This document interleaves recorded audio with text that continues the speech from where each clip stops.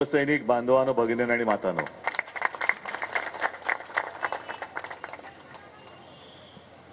कल्याण मतदारसंघात येण्यापूर्वी मी घरी एक पत्रकार परिषद घेतली. कदाचित आपण पाहिली असाल. या मतदारसंघाचं काम अथवा या मतदारसंघाची जबाबदारी येणाऱ्या लोकसभेच्या निवडणुकीत फार महत्त्वाची आहे. कारण मी घरनं निघताना पत्रकारांशी जे बोललो त्यांना म्हटलं मी गद्दार घराणेशाहीच्या मुळावर घाव घालायला चाललो आहे.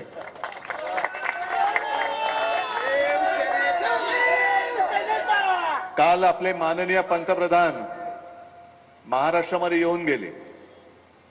माझ्या माहितीप्रमाणे या महिन्यात पुन्हा एकदा ते येणार आहेत. उद्या संक्रांत आहे, तिळगुळ घ्या. हा तिळगुळ वाटप सुरू आहे. तिळगुळ घ्या आणि गोड गोड बोला. पण या लोकसभेच्या निवडणुकीत हुकुमशाहीवरती संक्रांत येणार आहे हे मात्र नक्की. आणि या शाखेचं एक महत्व आहे. मला आता आपले सदा आणि सगळी मंडळी सांगत होते,